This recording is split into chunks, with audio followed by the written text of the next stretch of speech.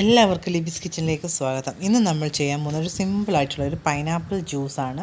അപ്പോൾ അതിനാവശ്യമായ ഇൻഗ്രീഡിയൻസ് എന്തൊക്കെയാണെന്ന് നോക്കാം. ജ്യൂസാണ്, പൈനാപ്പിൾ അരിഞ്ഞ് വെച്ചിട്ടുണ്ട്, ഞാൻ ചെറുതായിട്ട് ഒരു നാരങ്ങയുണ്ട്, ഒരു കഷ്ണം ഇഞ്ചിയുണ്ട്.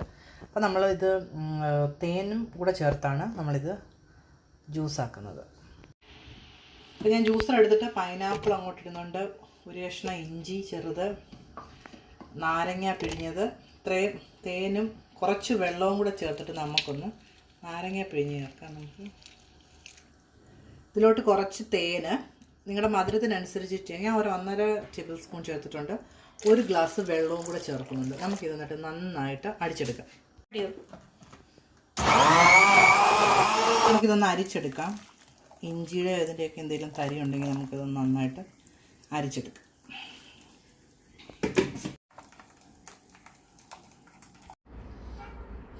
അപ്പോൾ നമ്മുടെ ജ്യൂസ് റെഡി ആയിട്ടുണ്ട്, നമുക്കിനി അത് സെർവ് ചെയ്യാം. അപ്പോൾ എല്ലാവരും ട്രൈ ചെയ്ത് നോക്കുക, നല്ലൊരു റെസിപ്പിയാണ്, നല്ല ടേസ്റ്റാണ്. അപ്പോൾ എല്ലാവരും അവരവരുടെ ആവശ്യത്തിനൊക്കെ മധുരം ചേർക്കുക.